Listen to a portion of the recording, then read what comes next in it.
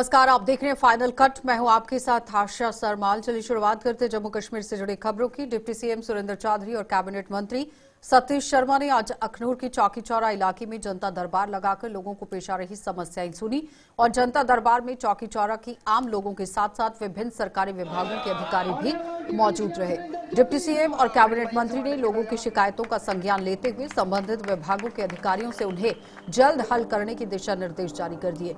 Deputy CM ने अपने संबोधन में कहा कि मौजूदा समय में जम्मू कश्मीर केंद्र शासित प्रदेश है और इसे राज्य का दर्जा मिलते ही सरकार को सभी अधिकार मिल जाएंगे, जिससे वो समस्याएं भी हल हो जाएंगी जिन्हें हल कराना फिलहाल जम्मू कश्मीर सरकार के अधिकार क्षेत्र में नहीं है।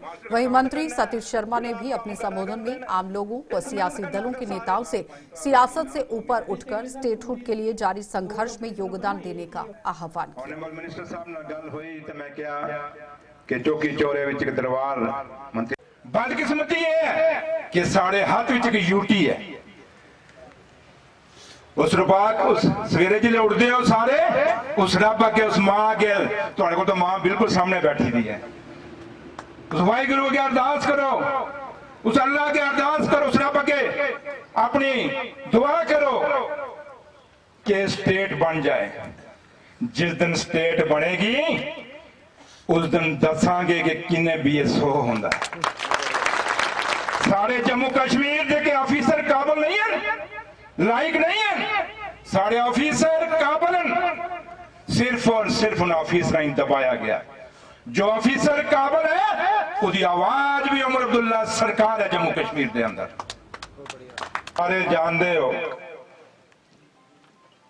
कि मैं एक जमीन तो निकल कर इत्थे तक पहुंचा जिसमें एक मशरूम कड़ी जगह लांदे उस तो बाद उभर के बाहर आंदा फिर बाद चो स्वाद देंदा है। और सुरेंद्र चौधरी का भी हुई एक रिश्ता थोड़े नाल है। मैं गरीबां चो निकलिया और आज इस मुकाम पर पहुंचा। मैं 18-19 साल काम किया जमीन पर और इन 18-19 सालों में मैं हमेशा गरीब का साथी रहा। आज तो चुटकले चाटकले व्यंग करने व्यंग तांगे बने कि जो जो इस मुल्क में होना चाहिए था वो नहीं हुआ तो व्यंग पैदा हुआ। तो व्यंग से बात तो नहीं बनेगी। हम मेन बिजनेस तो सारे अफसरें करना, सारे सरपंचे पंचे करना, चाहे कोई भी पार्टी दो। पार्टी पॉलिटिक्स को ऊपर उठिए ऐसे काम करना। उन्हें नहीं आता बेदीन MP साहब का भाषण सुनने ही वो लगता नहीं उस फेसबुक पर लपना तो मैं बर्दाश्त करना पौना 5 साल। तो जिन्नी साड़ी कैपेसिटी है, जिन्ना साड़ा मैंडेट है एज यूटी गवर्नमेंट, मेरा दिल पर छुरियां चलती जो मैं यूटी आखना, मैं स्टेट के आखना, चाहे ओथ लिया चाहे किश लिया। सारे को पहली लड़ाई है कि ऐसे मिली जुली पार्टी पॉलिटिक्स को ऊपर उठी अपनी स्टेट वापस मांगी।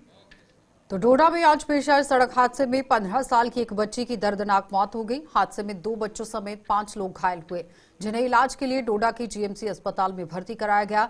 ये हादसा तब पेश आया जब डोडा से यहां पोंडा की ओर जा रही एक कार चालक द्वारा नियंत्रण खो देने से खाई में गिर गई और कार में 6 लोग सवार थे, जिनमें से 15 साल की कविता देवी की मौके पर मौत हो गई।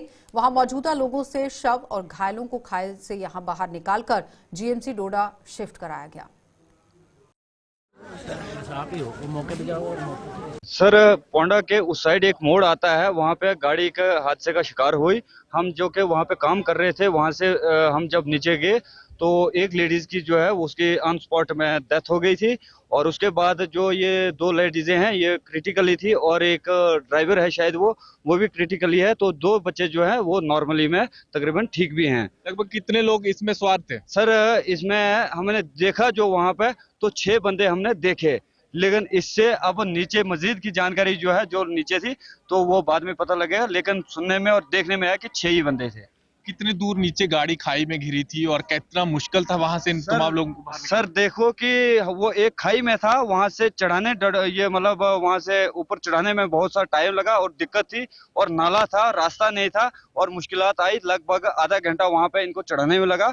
उसके बाद रास्ते में गाड़ियों के वजह से लेट हो गए और वहां पे क्रिटिकल एरिया था। तो जम्मू में आज जाने माने लेखक, समाज सुधारक और ट्राइबल लीडर चौधरी फैज हुसैन इनकलाब ने ही जीवन में व उनके द्वारा किए गए काम पर एक सेमिनार का आयोजन किया। केएल सहगल हॉल में आयोजित इस सेमिनार में कई वक्ताओं ने स्वर्गीय चौधरी फैज हुसैन की जीवनी पर प्रकाश डालकर समाज के लिए उनके द्वारा किए गए काम कर अपने अपने विचार भी रखे। कैबिनेट मंत्री जावेद अहमद राना इस मौके पर मुख्य अतिथि के तौर पर मौजूद थे। यूनाइटेड जम्मू कश्मीर के उस वक़्त के बड़े लीडर थे इस कम्युनिटी के, फैज़ हुसैन इनकलाब साहब, और आज उनकी याद में कल्चरल एकेडमी ने एक प्रोग्राम रखा था। और मैं समझता हूँ कि ऐसे बुज़ुर्ग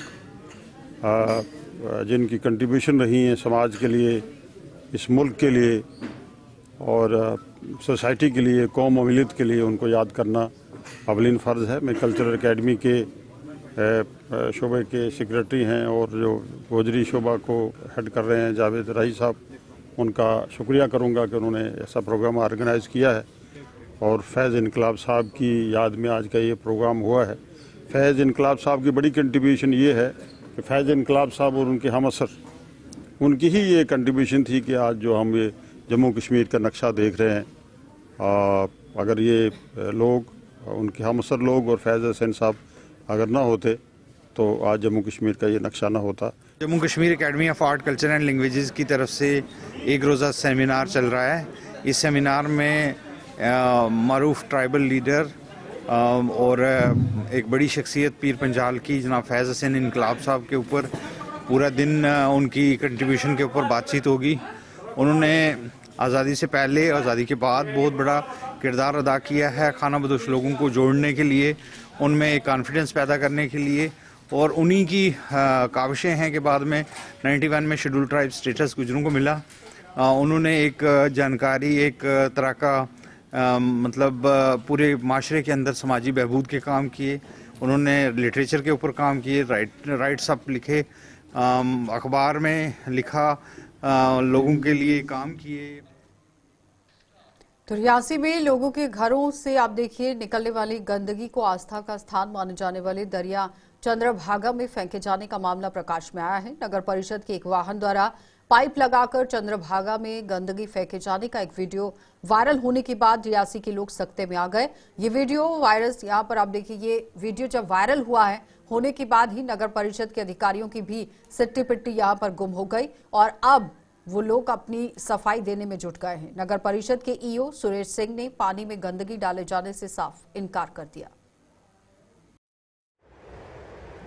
देखिए, जब सुबह मुझे इन्फॉर्मेशन मिली थी कि ऐसी एक वीडियो अपलोड हुई है, मैं उस टाइम नहीं था स्टेशन पर, बट मैंने अपने ऑफिस की टीम, म्यूनसिपैलिटी की टीम को वहाँ पर भेजा जिसमें जूनियर असिस्टेंट वगैरह थे स्टाफ पे। स्पॉट पर उन्होंने देखा ऐसा नहीं है वहाँ पर कि वहाँ पर गंदगी पानी में डाली जा रही है। एक्चुअली ये हुआ है कि उन्होंने गंदगी जो थी, जो स्लज जो था, वो हमारी जो नंबल वाली साइड पर है वहाँ पर उन्होंने डाला। उसके बाद गाड़ी से उन्होंने पानी भरना था, पानी उसी पाइप से भरा जाता है। ये शायद मिस्टेक हुई होगी कि शायद गंदी पाइप वो वाली वो उन्होंने डाल दी होगी, ये मिस्टेक में भी हुई होगी कि वो पानी सक कर रही थी मशीन। सक्शन के दौरान एक पत्थर जो था रिवर चिनाब से, वो हमारी ही मोटर में आके फंस गया, इसकी वजह से वो मोटर ब्लॉक हो गई और उस पाइप के अंदर जो जितना सा पानी था वो वापस थ्रस्ट की वजह से वापस रीड्रेन हो गया उसके अंदर। बट ऐसा नहीं है कि वो पूरा का पूरा स्लज जो है जा रहा है कि वो उसके अंदर डाला जा रहा है। इवन वहां पर 2-3 लोकल्स भी उस समय आए थे जिन्होंने देखा भी है कि हाँ जी, पानी वैसा नहीं है कि जो स्लज पूरा डाला जा रहा है। मैं भी एक हिंदू हूँ, हम भी धर्म है, और धर्म के बाद हम एक ऑफिसर भी हैं और हम एक डिपार्टमेंट के हैं, लोगों की सेवा भी कर रहे हैं। तो किसी भी चीज से जिससे किसी को नुकसान पहुंचे, किसी की आस्था को ठेस पहुंचे, हम ऐसा होने भी नहीं देंगे। और ऐसा भारतीय जनता पार्टी की प्रदेश इकाई ने दिल्ली में विधानसभा चुनावों को लेकर यहां आप देखिए सामने आए ओपिनियन पोल और महापोल के ही सामने एक आंकड़ा किस तरह से पेश आया है और उसका स्वागत भी किया। और इकाई का कहना है कि सभी ओपनिंग पोल जो हैं वो भाजपा को बहुमत दिखाते नजर आए, क्योंकि आपने देखा जो एग्जिट पोल और पोल ऑफ पोल में यहां पर भारतीय जनता पार्टी की जीत सुनिश्चित करने की बात कही जा रही थी, संभावनाएं जताई जा रही थी, जिससे आम आदमी पार्टी जनता के सामने बेनकाब हो गई। इकाई के प्रमुख प्रवक्ता सुनील सेठी ने जम्मू में आज एक प्रेस कॉन्फ्रेंस के दौरान कहा कि आम आदमी पार्टी की झूठ की राजनीति अब लोगों के सामने आ चुकी है। आम आदमी पार्टी लोगों के साथ झूठे वादे करती आई है और लोग इससे परिचित हो गए हैं। अब भाजपा अपने हर वादे को पूरा करने में कोई कसर नहीं छोड़ेगी। अभी दिल्ली में असेंबली के इलेक्शन खत्म हुए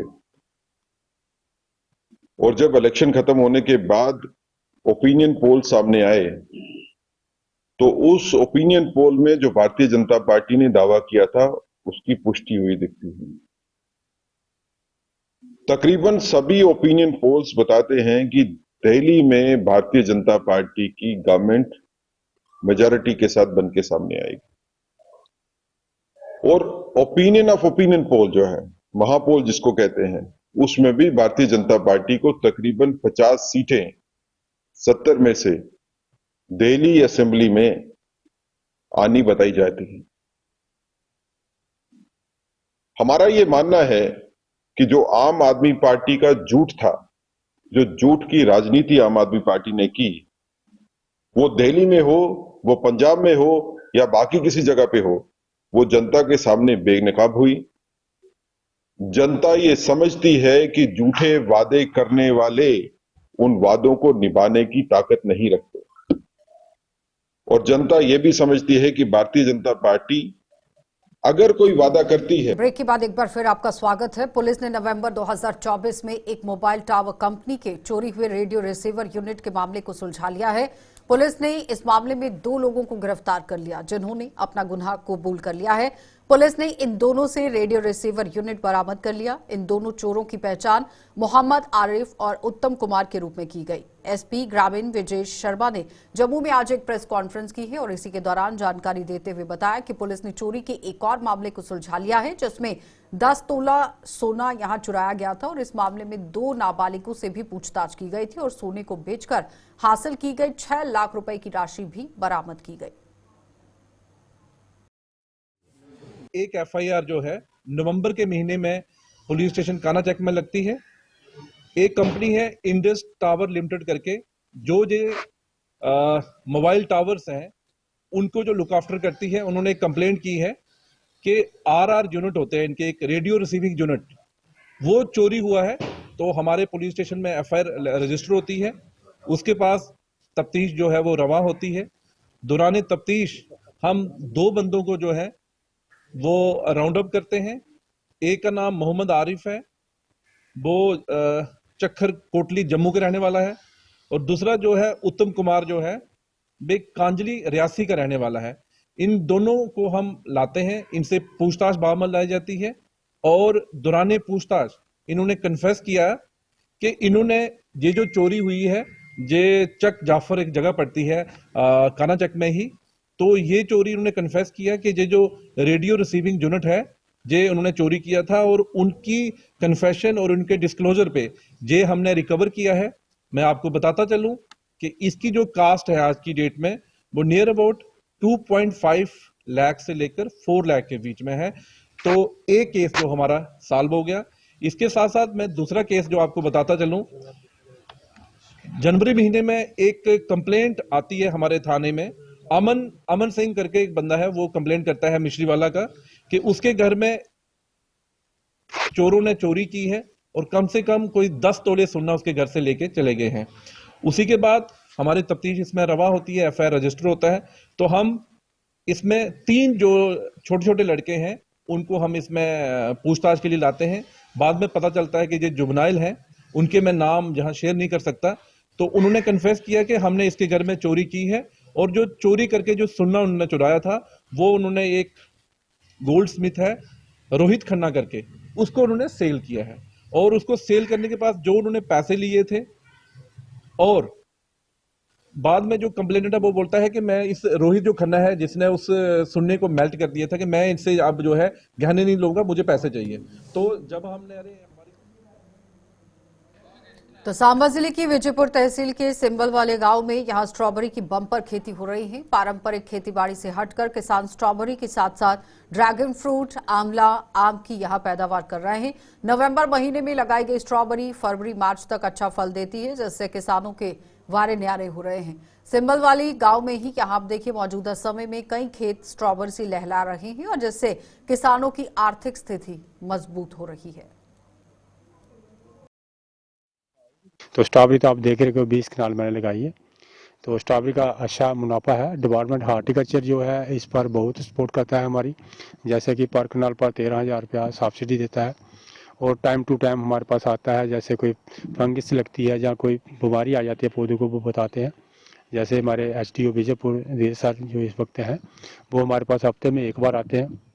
बाकी जो फील्ड अफसर होते हैं वो तो आते रहते हैं, तो वो हमें भी बताते रहते हैं कि क्या क्या करना है।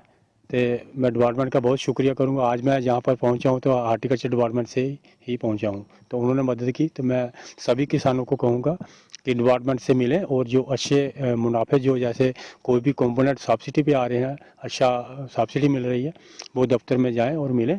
अगर ना भी जाएं हमारे पास आ जाएं। हमने अपनी एक एपीओ बनाई है Bijapur agro fruit and vegetable, तो उस पर भी हम भी लोगों को गाइड करते हैं और हम हर महीने में 3 दिन की ट्रेनिंग भी देते हैं फ्री में। फाइनल कट में इतना ही, इजाजत दीजिए, नमस्कार।